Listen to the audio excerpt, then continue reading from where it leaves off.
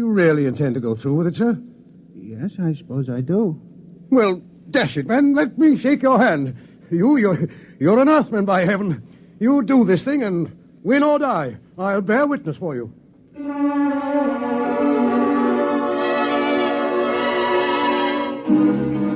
It was quite a moment. Mullen the mouse had suddenly turned into a man.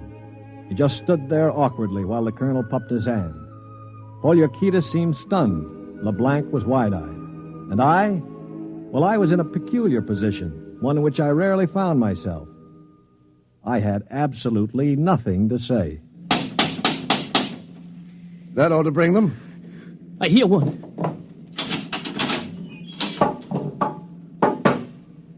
What is it, Earthman? One member of our unit is dead, as you know. We request permission to jettison his body out of the casualty chute. You may do so. You'll have to open the chute lock from the control room. I will do so. Is there anything else? No, nothing else, thank you.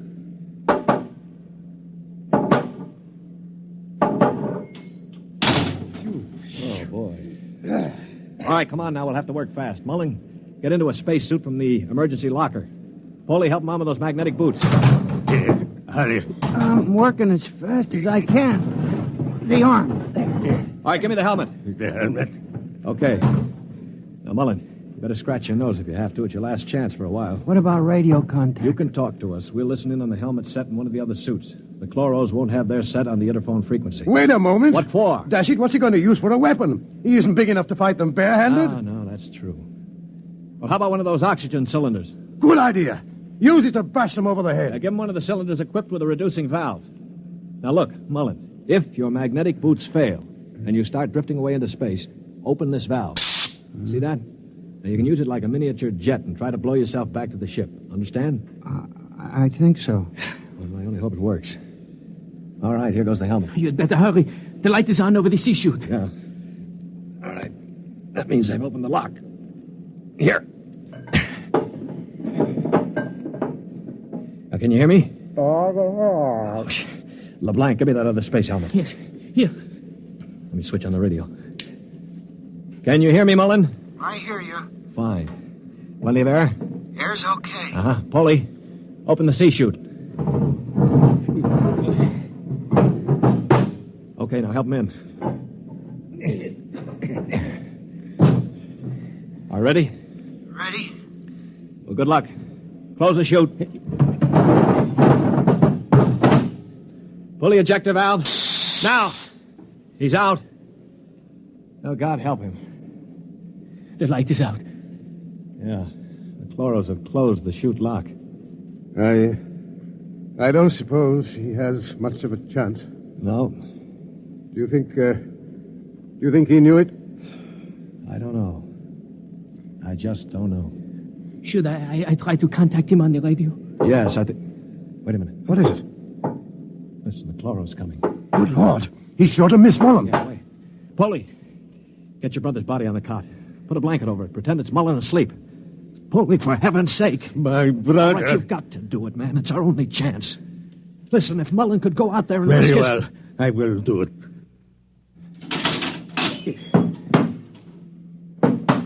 Earthman, Yes. you have jettisoned the body. Yes. Good. Is there something further we can do? No, We are very tired. Our grief is very great at losing one of our unit. We would like to rest alone. I will respect your wishes. I see that one of your units sleeps already. Yes, Mr. Mullen was overcome with grief. I leave you. Oh, brother. Polly, I thought sure you were going to rush him. With that brave little guy out there. What do you think I am, anyway? And to think I laughed at him makes me ashamed. Yeah, I guess I've been saying some things that maybe weren't too funny. I owe all of you an apology. Do you think it's safe to try the radio? Yeah, we better. Hello? Hello, Mullen. Can you hear me? Yes, I hear you. Where are you? I'm standing on the outside of the ship. All right, now take care. One misstep and you'll be marooned in space. Now, can you find the steam tubes? I think I've found one of them already. I can feel the rim. I just hope it doesn't let go when I get inside. Be careful. I'm going into the tube now. I can feel the ladder rungs they use to repair the inside. Now, keep in contact. I'm in the tube now. Good Lord. They've let go with a blast. Oh, well, it may be the starboard tubes. Mullen! Mullen! Still here. They use the other tubes, fortunately. Now, if they don't try to correct for over-deflection... Yeah, keep moving. I seem to be... Wait. Yes, yeah, I'm at the end of the tube now, where it opens into the control room. Good, good. Now, look, there's a small metal door there. Can you feel it? Yes, I'm afraid it's locked from the other side. Oh. I can't budge it.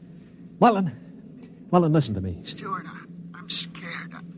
I'm terribly scared. Yeah, all right. Now, hang on. Don't blow up. Listen to me. Are you listening? Yes. Take the spare oxygen tank. Bang on the metal door that leads to the control room. The chloros are bound to hear you. When one of them comes to investigate, try to hit him with a cylinder. Now, aim for the stalk on top of his body. Try to blind him. Will you do that? I'll try. Well, now, go on. Only one can come. The other will stay at the controls. Now, start banging.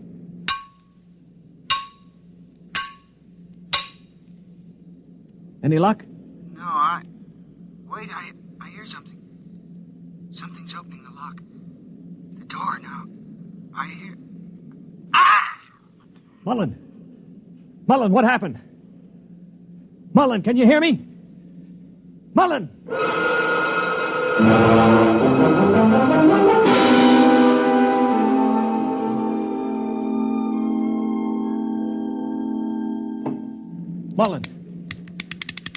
Mullen!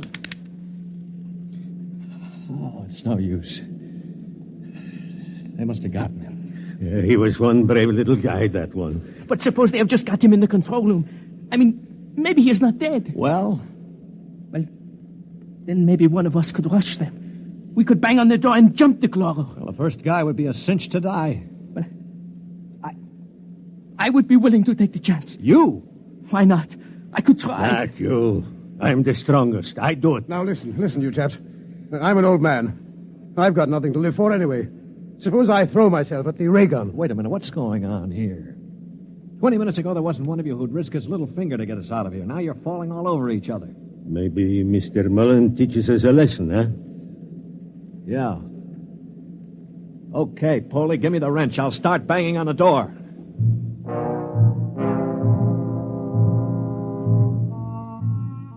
They say that selflessness is contagious. I guess maybe it is. I'd been a cynic all my life, a man who believed in nothing. Well, I'd come face to face with 4 human beings who proved that I'd been living a lie. I knew what I was going to do now. When the chloro came to investigate our compartment, I had it all planned. If only my poor, weak hands would hold out long enough. Ready? Ready. Here goes. That should bring him. Try again. Wait, listen. Shh. It's at the door. Get ready. It's opening the lock. For poor old Mullen now. Steady. No! Let him have it! Wait! Stop it! It's not the chloro! Wait! Good Lord. It's Mullen. Here, get the helmet off. That's it. All right, now lift. Mullen, are you all right? I seem to be quite all right. Well, the chloros. Both dead. At least I hope so. Well, what happened? Well, I banged on the steam tube hatch and a chloro opened it. Yeah? I hit him with a cylinder. It blinded him, I guess, but didn't kill him. He grabbed me and pulled me into the cabin. In the struggle, he broke my transmitter. That's why I couldn't talk to you. Finally, I managed to club him down. Well, what about the other one? The other one almost got me. It must have heard the scuffle and came into the cabin with a ray gun. What I did, I guess, was pure reflex. The cabin atmosphere was chlorine, of course, and the greenie didn't have a spacesuit on. So I just turned on the oxygen valve in that spare tube. was like spraying an insect with poison. Well, you're a brave man, Mullen. I'd have been scared to death. Mullen, what is it? Mullen.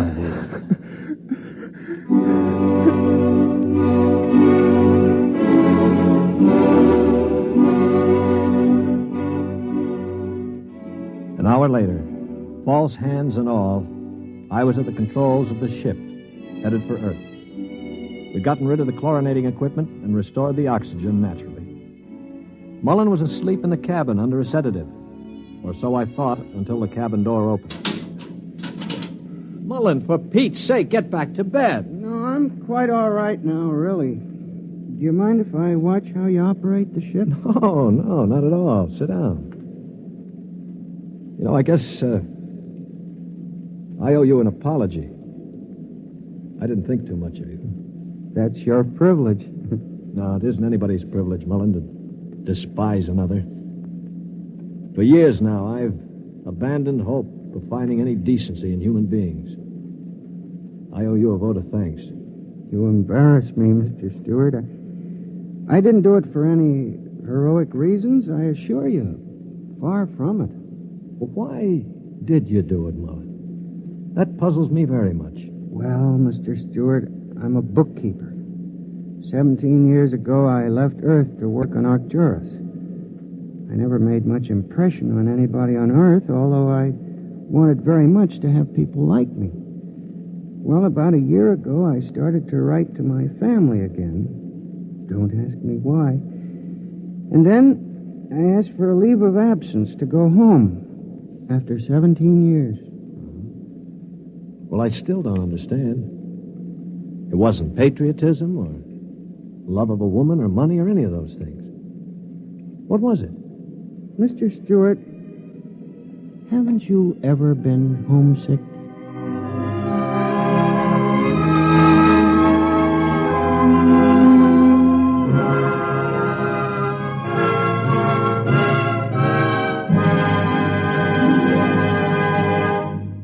You have just heard X-1, presented by the National Broadcasting Company in cooperation with Galaxy's science fiction magazine, which this month features A Gun for Dinosaur by L. Sprague de Camp, a story of hunters in the bloodiest and most ferocious arena of all prehistoric Earth, where hunting reptile heavyweights is no job for human lightweights. Galaxy Magazine on your newsstand today. Tonight, by transcription, X-1 has brought you The C-Chute, a story from the pages of Galaxy, written by Isaac Asimov and adapted for radio by George Lefferts. Featured in the cast were Lyle Sudrow, Stan Early, Bob Hastings, Mercer McLeod, Danny Ocko, and John Gibson. Your announcer, Bill McCord. X-1 was directed by Daniel Sutter and is an NBC Radio Network production.